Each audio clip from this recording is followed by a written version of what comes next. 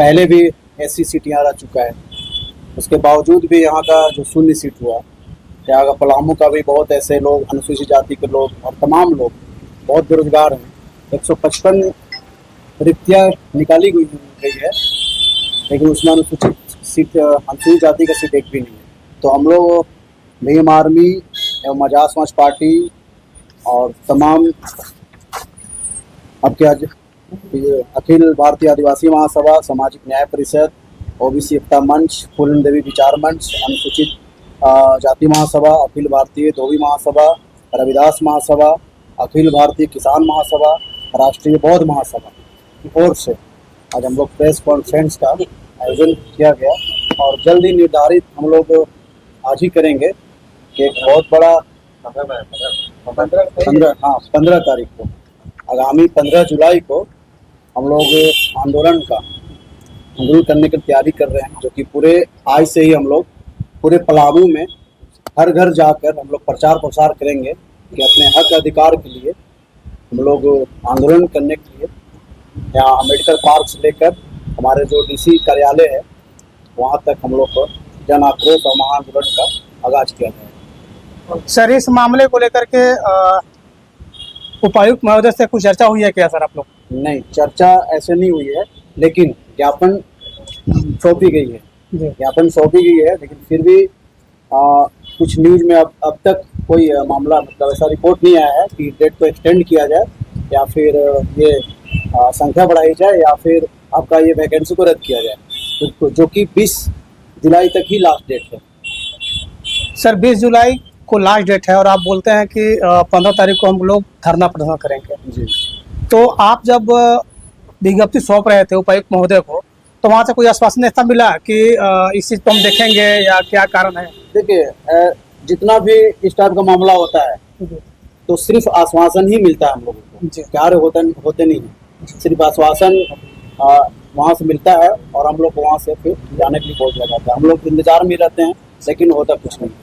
बहुत ऐसा कुछ मामला 15 को जो महाधरना होगा आप लोग का 15 जुलाई को, तो उसमें कितने संगठन लोग शामिल होंगे? संगठन तमाम 9 संगठन मिलाकर यहाँ पे जमा होंगे, जो कि फिर से मैं बता देना चाहूँगा कि आपके भीम आर्मी है, अखिल भारतीय आदिवासी महासभा है, सामाजिक न्याय परिषद है, OBC एकता मंच है, फूलन देवी विचार मंच है, अनुसूचित जाति महासभा है, अखिल भारतीय धोबी महासभा है, रविदास महासभा है, अखिल भारतीय किसान महासभा है और राष्ट्रीय बौद्ध महासभा। अच्छा, ये सारे मिल करके ये करेंगे। जैसा कि अभी आप बताएं, क्योंकि चर्चा आप ही किए थे कि 3 बार से BD राम सांसद बन रहे हैं BJP से, लेकिन है तो ऐसी कोटा के, तो उनके द्वारा कुछ ऐसा आश्वासन मिला क्या कि ये गलत हो रहा है या नहीं हुआ है? ऐसा बिल्कुल भी नहीं मिला, कुछ भी नहीं मिला। उनके तरफ से कोई भी प्रतिक्रिया नहीं आया, जो कि उनके तक ट्वीट भी किया गया है। हमारे साथीगण और हमारे तमाम जो भीम आर्मी आजाद समाज पार्टी के जो नेता हैं और हमारे तमाम जो संगठन के जो लोग हैं ट्वीट भी किए हैं, लेकिन वो ट्वीट का रिप्लाई तक भी नहीं आया। अपने भीम आर्मी जिला सचिव पलामू, आप सब तमाम मीडिया बंधुओं को मेरी ओर से हार्दिक स्वागत और आप लोग धन्यवाद के पात्र हैं कि आप लोगों ने हम लोगों की इस आवाज़ को सुनने को और उछालने को पहुँचे हैं। बहुत बहुत धन्यवाद। हम बता देना चाहेंगे सर कि जिस तरह से अनुसूचित जाति को पलामू में खास करके जिस तरह से घसीटा जा रहा है, रगड़ा जा रहा है, ये बहुत ही बड़ा निंदनीय है। अभी एक बहाली आई हुई है जो चौकीदार की बहाली, जिसमें पहले से मतलब SC का ही ये पे होता था, जिसमें पसवान जाति का लोग इसमें रहते थे। लेकिन अभी जो रोस्टर के लागू हुआ है झारखंड सरकार का, जो जिलावार में जैसे पलामू जिला का जैसे है 27% आरक्षण, तो जो हमारी वैकेंसी चौकीदार वैकेंसी जो आई तो इसमें 155 सीटें हुई। 155 सीटें में से हमको 27% अगर निकालते तो तकरीबन 40 सीट SC कैटेगरी का रिजर्व होता है, तो 40 सीट नहीं देकर वह 0 सीट कर दिया जाता है। आखिर कहाँ तक ये न्यायपूर्ण है? हम पलामू प्रशासन से मांग करते हैं कि जो रोस्टर है लागू उसको तुरंत करवाई कर और इस वैकेंसी को रद्द करें और नए तरीके से पुनः बहाली देकर और अनुसूचित जाति का सीट को बढ़ाया दिया जाए, ताकि अनुसूचित जाति का जो यहाँ पे छात्र लोग हैं वो इस फॉर्म को अप्लाई कर सके। और मैं ये भी अपील करना चाहूँगा यहाँ के तमाम पलामू वासियों से कि जिस तरह से अनुसूचित जाति पर ये अत्याचार हो रहे हैं, छात्रों को ये जो सहन करना पड़ रही है, तमाम लोगों से मेरा गुजारिश है कि ये जो आंदोलन हम लोग 15 जुलाई को जो करने जा रहे हैं सोमवार को, इस आंदोलन में पूरे जोर शोर के साथ आएँ और यहाँ का प्रशासन और जो स्थानीय सांसद हैं जो दलालगिरी कर रहे हैं भाजपा में जाकर, यहाँ के लोगों ने चुन के भेजा है, रिजर्व सीट है, यहाँ के लोग चुन करके भेजे हैं सांसद महोदय को कि यहाँ की आवाज़ उठाया जाए, लेकिन उनको रौंदते हुए प्रशासन ने ये वैकेंसी में ऐसा घटिया काम दिखाया। तो हम चाहेंगे कि जो हमारे विधायक हैं और जो सांसद हैं उनसे मेरा कड़ी निंदा है, इनके रहते हुए भी ये हाल है अनुसूचित जाति का, इससे बड़ा क्या हो सकता है, दुर्भाग्यपूर्ण है। तो हम उनसे मांग करते हैं पलामू प्रशासन से इसमें सीट बढ़ाई। तो इस मुद्दे पे आपका पाटन छतरपुर विधायक से भी कोई प्रतिक्रिया नहीं आया है क्या? नहीं, पाटन छतरपुर जो विधायक हुई पुष्पा देवी जी, तो वो अभी कोई उनका प्रतिक्रिया नहीं आया है इस बहाली को लेकर। जी। तो मैं उनसे ये भी मांग नहीं करने जा रहा हूँ, उनको सोचना चाहिए कि हम जिस क्षेत्र से चुन के आए हुए हैं वो हमारे ही लोग, अनुसूचित जाति के लोग, इसके बावजूद भी बहाली में उनका सीट नहीं दिया गया। उनको अपने आप से शर्म लगना चाहिए, चुल्लू भर पानी में डूब के मर जाना चाहिए कि हम क्यों यहाँ बैठे हुए हैं सदन, क्यों हमको जनता यहाँ से पाटन छतरपुर से चुन के भेजा। अगर 15 तारीख को अगर आप लोग जो आंदोलन कर रहे हैं उससे अगर ज्यादा इफेक्टिव ना रहा तो उसके बाद अगला कदम क्या रहेगा? क्योंकि आप बता रहे हैं कि 20 तक डेट है, लास्ट डेट है, उसके बाद आपका क्या रहेगा? इसके बाद हम लोग 15 को महाआंदोलन पलामू में करेंगे। अगर नहीं इसके बाद क्रिया प्रशासन से वैकेंसी को रद्द करके अगर पुनः ऐसी सीट नहीं दिया गया तो हम लोग पूरे झारखंड में चक्का जाम करेंगे। पूरे हर जिले में भीम आर्मी आजाद समाज पार्टी और जो तमाम सामाजिक संगठन जो समर्थन दे रहे हैं और तमाम जनता के साथ हम लोग पूरे झारखंड में चक्का जाम करने का काम करेंगे। सबसे पहले तो आप सभी पत्रकार बंधुओं का जो इस लोकतंत्र के चौथे स्तंभ के रूप में जनता की आवाज़ को बुलंद करते हैं और जो जनता की समस्याएं हैं, जो जनता का डिमांड है, जैसा कि हमारे साथियों ने कहा कि इस चौकीदार की वैकेंसीज में पलामू में खासकर जो अनुसूचित जाति के साथ एक तरीके से अन्याय किया जा रहा है।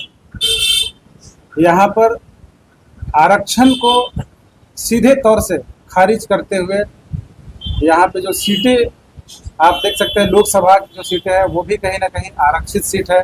और यहाँ अभी आपने बताया कि पाटन छतरपुर के जो यहाँ के विधायक हैं वो भी कहीं ना कहीं अनुसूचित जाति से आते हैं और वो भी इस वैकेंसीज को लेकर कोई भी प्रतिक्रिया अब तक नहीं दी।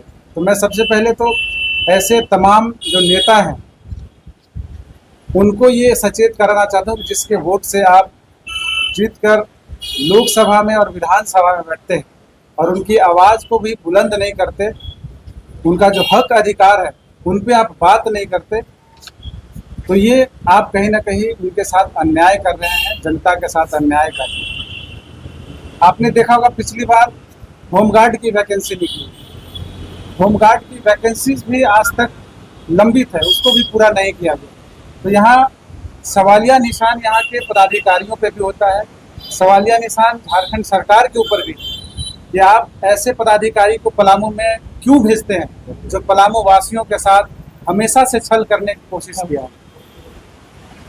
यहाँ के जितने भी तमाम ST SC OBC और माइनॉरिटी के लोग हैं, तनिक भी इनके ऊपर विचार नहीं होता और इनके साथ हमेशा अन्याय होता है।